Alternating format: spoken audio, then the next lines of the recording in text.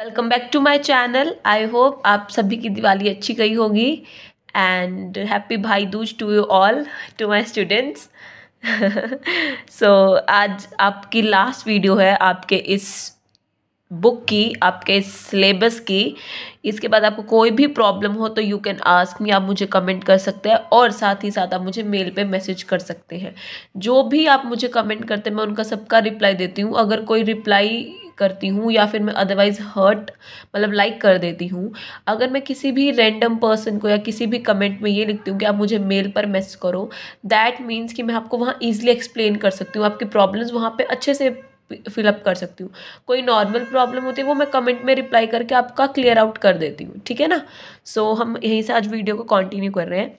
हमने last chapter start किया था लास्ट वीडियो में, तो ये आपका लास्ट ही है। सो देखिए, मास्टर बजट। मास्टर बजट क्या है? It is not related to any particular activity और डिपार्टमेंट। ये पूरी ऑर्गेनाइजेशन के ऊपर डिपेंड करता है, इसमें डिपार्टमेंटल का बजट इंक्लूड होता है।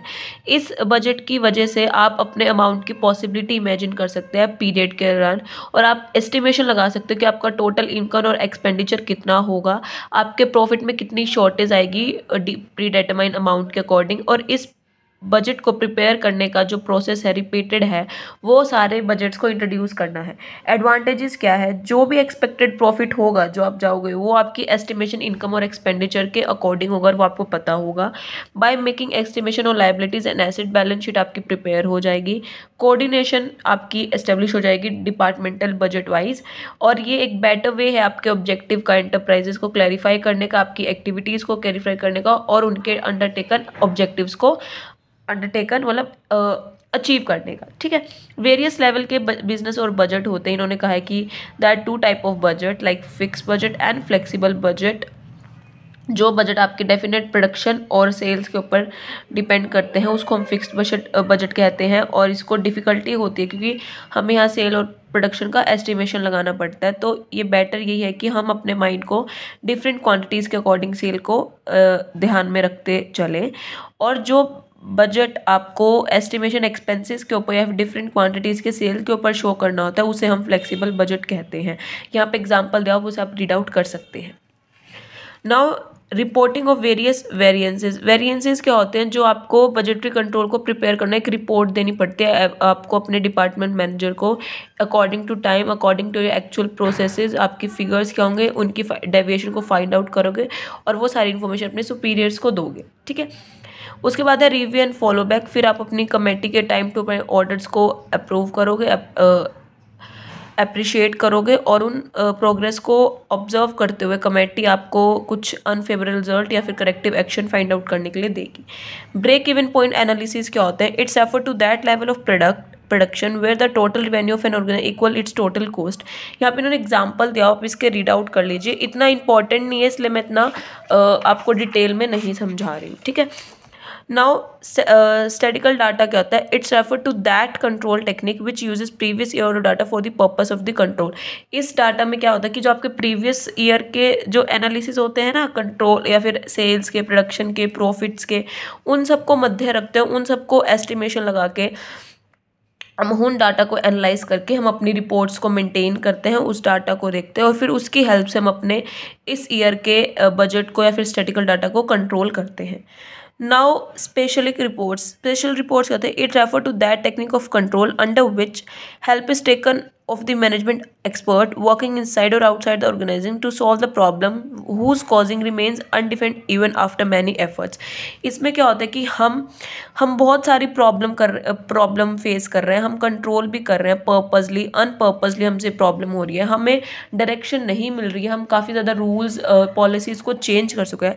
तो हम इसलिए हम उन एक्सपर्ट्स की हेल्प लेते हैं जो हमारे लिए हमारी प्रॉब्लम्स को सोल्व करते हैं, हमारे लिए एक स्पेशल रिपोर्ट प्रिपेयर करते हैं जो हमारे लिए हेल्पफुल होती है हमारी ऑर्गेनाइजेशन की प्रॉब्लम्स को सॉर्ट आउट करने के लिए, ठीक है।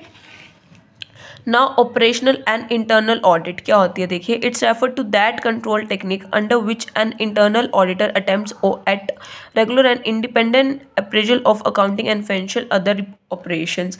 ऑडिट एक, मैं आपको सबसे पहले ऑडिट बताती हूँ। ऑडिट क्या होता है? ऑडिट मतलब ऑडिटर करता है, ऑडिटिंग करना मतलब एक ऑडिटर आता है, आप किसी एक्सपर्ट को हायर करते हो, वो ऑडिटर आके आपके फाइनेंशियल अकाउंट्स को मतलब आपकी बैलेंस शीट, आपके ट्रेडिंग अकाउंट, आपके profit and loss journal, transactions को ऑडिट करता है, उन्हें देखता है, उन्हें क्रॉस चेक करता है और फिर आपकी प्रॉब्लम और आपकी क्रॉस चेकिंग करके फिर आपको रिपोर्ट देता है कि आपकी कहाँ पे आपकी वीकनेसेस है और कहाँ पे आपको सजेशन की ज़रूरत है। ठीक है, तो उस टेक्निक का यूज़ करके आप अपनी ऑर्गेनाइजेशन को भी बेटर बना सकते हैं।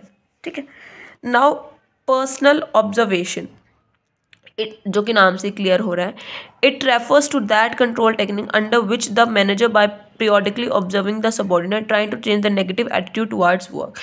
वो उन्हें पर्पसली मतलब उन्हें कोई सिस्टम नहीं है, कोई इम्प्लीमेंटेशन नहीं है, सिर्फ वो एक पर्सनल एक सुपरविजन के अकॉर्डिंग आप एम्प्लॉयज़ की वर्किंग को देखते हो, उनकी डेडिकेशन, उनके एंथुजियाज्म को देखते हो और फिर उन्हीं के बिहेवियर के अकॉर्डिंग आप उन्हें इन्फॉर्मेशन देते हो कि आपके बजट रिपोर्ट चार्ट, उनको इनकैपेबल कौन है, क्या बिहेवियर है, कौन अच्छे से मैनेज कर रहा है, कौन टाइम टू टाइम काम कर रहा है, किसका कितना काम में ध्यान है, कितना नहीं है, उनके गुड इफ़ेक्ट की वजह से वो काम करते हैं। और वही बात है, When the cat is away the mice will play। तो ये ट्रिक यूज़ करके आप उन्हें अकॉर्डिंग टू रखते हैं। ठीक है, नाउ नेक्स्ट मॉडर्न टेक्निक्स क्या आती है? सबसे पहले है JBB, जीरो बेस बजटिंग, जहाँ पे जीरो बेस लगा के चलते हैं हम। It's refer to that control tool which requires manager to justify the entire budget request as fresh rather than simply referring to budget amounts establish in previous year. यहाँ पे क्या होता है कि एक पर्टिकुलर पीरियड पे बजट प्रिपेयर करा जाता है, कंसल्ट किया जाता है, न्यू बजट प्रिपेयर करा जाता है जिसको हम बेस बजट कहते हैं। और इसी पर्टिकुलर पीरियड टाइम के बीच में हम अपने बजट को एज अ बेस नहीं बल्कि as a new budget prepare करते हैं जो कि विदाउट बेस होता है और जो हमें बेनिफिट देता है हमारे प्रीवियस ईयर की वीकनेस को रिपीट ना करने का। और उसी के अकॉर्डिंग हम उसे फोरकास्ट करते हैं ताकि उन सिचुएशन को माइंड में रखते हुए, मध्य रखते हुए हम अपने बजट के मेथड को इंट्रोड्यूस कर सकें। ठीक है, नेक्स्ट है responsibility accounting. It refers to that accounting system under which each departmental head is made responsible for all the performance of for his department। हर एक डिफरेंट काम के लिए, हर एक डिफरेंट परफॉर्मेंस के लिए डिफरेंट डिपार्टमेंट्स बना दिए जाता ताकि वो अपने डिपार्टमेंट का खुद ही संभाले, खुद ही रेस्पॉन्सिबिलिटी उठाएं। लाइक प्रोडक्शन कॉस्ट अकाउंटिंग का एक अलग डिपार्टमेंट, अकाउंटिंग का अलग डिपार्टमेंट, फाइनेंस का अलग डिपार्टमेंट। वो अपने अपने एंटायर बिजनेस के मालिक होते हैं, वो अपने अपने हेड्स को संभालते हैं। यहाँ पे कंट्रोलेबल कॉस्ट और नॉन कंट्रोलेबल कॉस्ट जिनकी अथॉरिटी मैनेजर मिनिमाइज करते हैं, डिपार्टमेंटल मैनेजर्स कंट्रोल करते हैं कंट्रोलेबल कोर्सेज को और उन्हें रिस्पॉन्सिबिलिटी देते हैं कि वो ट्रेडिशनल तरीके से या मॉडर्न तरीके से अपना काम करें। यहाँ पे प्रोसेस दिया हुआ है, देखिए सबसे पहले एस्टेब्लिशिंग ऑफ रिस्पॉन्सिबिलिटी सेंटर। यहाँ पे फर्स्ट ऑफ ऑल क्या कहता है, डिवाइड कर देते हैं हम ग्रुप में। Responsibility centre is simply an organise unit headed by a responsible person. Cost और एक्सपेंस सेंटर बनाए जाते हैं जहाँ पे सारे एक्सपेंडिचर इनकर्ड होंगे, वहाँ पे आउटपुट का कोई काम नहीं होगा, को सिर्फ एक्सपेंडिचर और एक्टिविटीज़ को ही देखेंगे। प्रॉफिट सेंटर जहाँ पे सिर्फ और सिर्फ एम होगा प्रॉफिट्स को फॉर्म करना, जो सक्सेसर फ्लेयर है उनको इवैल्यूएट करना और डिफरेंस बिटवीन उनको फाइंड करना, इनकम और एक्सपेंडिचर के क्या डिफरेंसेस है। इन्वेस्टमेंट सेंटर जहाँ पे सिर्फ इन्वेस्टमेंट सेंटर्स का ही काम होगा, उसको रेस्पॉन्सिबल होंगे कौन सी इफेक्टिव एसेट्स है जो यूज़ हो रही है डिपार्टमेंट पे during income and expenditure. To develop a system of accounting, ताकि सेकंड स्टेप है कि हम अपने अकाउंटिंग सिस्टम को प्रिपेयर करें अकाउंट्स को और उनके रिस्पॉन्सिबिलिटी एक अलग सेंटर प्रिपेयर कर दें। डिटरमिनेशन ऑफ गोल, यहाँ पे रिस्पॉन्सिबिलिटी है अकाउंटिंग ऑफ गोल्स की और उसके लिए डिपार्टमेंट डिटरमाइन करा जाता है। डिटरमिनेशन ऑफ कंट्रोलेबल और नॉन कंट्रोलेबल कॉस्ट, यहाँ पे दो चीज़ों को डिवाइड करें। जो कॉस्ट ऑफ डिपार्टमेंट है वो डिवाइड कर देता है जो कंट्रोल पॉसिबिलिटी है और जो नहीं है। Managers can be head responsible in first type of case. ठीक है, टू टेक नेसेसरी एक्शंस, कई बार रिस्पॉन्सिबिलिटी में क्या होता है कि हमें रिकॉर्ड करना पड़ता है हमारी एक्चुअल प्रोग्रेस के डिपार्टमेंट्स को, मेंटेन करना पड़ता है, उनके डेविएशन को फाइंड आउट करना होता है और फिर उसी प्रोग्रेस रिपोर्ट के मध्य रखते हुए एप्रोप्रिएट एक्शन लेने पड़ते हैं, सजेशंस देने पड़ते हैं और रिस्पॉन्सिबिलिटी फिक्स करनी होती है। मैनेजमेंट ऑडिटिंग क्या होती है, It's effort to that control technique under which manager auditor test the efficiency of the manager at various level of management। यहाँ पे हमारे मैनेजर की एफिशिएंसी को देखा जाता है कि उसकी कितनी क्वालिटीज डिसीजन लेने की, कितना वो मेथड एफिशिएंटली यूज़ करा जाता है, उसका प्रोसेस है। Objective for introducing management auditing system, सबसे पहले हमें ये डिटरमाइन करना था कि कौन कौन मैनेजमेंट है, कौन कौन से ऑडिटर अपॉइंट करे जाते हैं। फिर फैक्ट्स को कलेक्ट करा जाता है, लाइक इंस्पेक्शन को, इंटरव्यूज़ को, उनकी पॉलिसीज़ को, उनके स्ट्रक्चर को, उनकी मोटिवेशन को, उनके सिस्टम ऑफ कम्युनिकेशन को जज करा जाता है, इनकी क्वालिटीज़ को, ठीक है। क्रिटिकल एस्पिरेबल उनकी फिर एक्टिविटीज़ को देखा जाता है अननेसेसरी यूज़फुल है या नहीं है, उनके डिसीजन प्रूव्ड अनसक्सेसफुल है, क्यों हो रहा है क्या नहीं। सजेशन फॉर इम्प्रूवमेंट, फिर उनके सजेशन दिए जाते हैं कि उनको क्यों इम्प्रूवमेंट करने की ज़रूरत है और कहाँ पे उनको सजेशन की नीड है। फिर है मैनेजमेंट इंफॉर्मेशन MIS, शायद आपने ये ई-कॉमर्स में सुना ही होगा।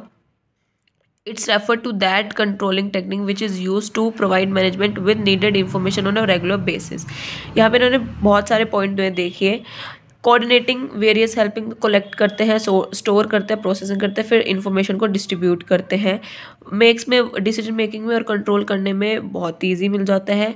हमारे पास अवेलेबल इंफॉर्मेशन हो जाती है हाई क्वालिटी के लिए, इन्फॉर्मेशन हमें लेस्ट कॉस्ट में मिल जाती है, और जो ब्रीफ इन्फॉर्मेशन है वो ब्रीफ मैनर में मिलती है, और बर्डन जो इन्फॉर्मेशन का वो लेस हो जाता है, ठीक है। उसके बाद है प्रोग्रामिंग नेटवर्क एनालिसिस, PERT, मतलब प्रोग्राम इवोल्यूशन रिव्यू टेक्निक। देखिए सबसे पहले क्या है PRT, क्या है? It's refer to a method of scheduling new large and complex project events। It's referred to that endpoint which represent the complication of major activity in a PRT network।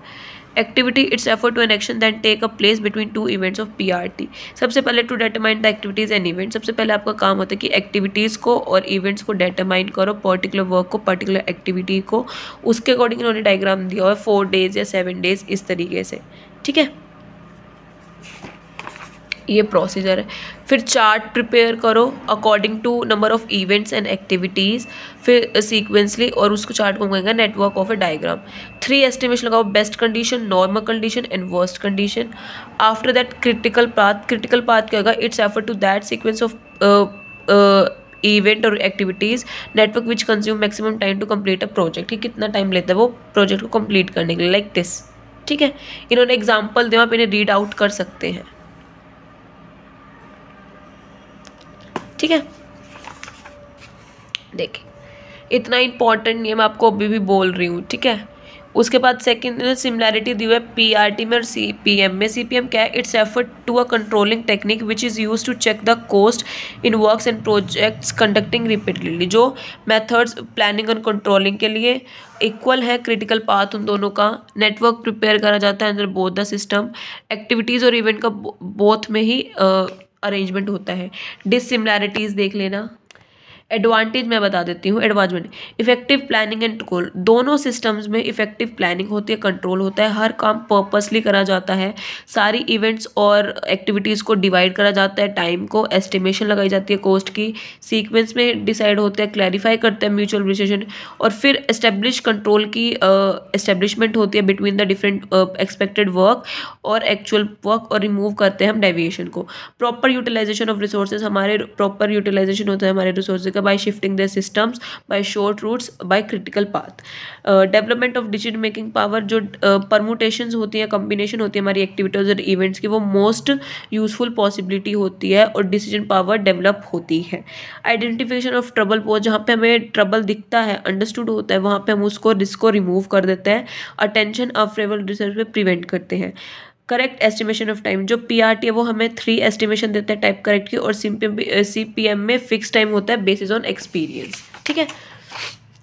Clarity of responsibility, हमें responsibility और working की हमें clarify हो जाती है, unfavour result की responsibility easily fix हो जाती है, और जो हमारा डर है वो उसका अलर्टनेस और वर्क की फुल कैपेबिलिटी हमें मिल जाती है।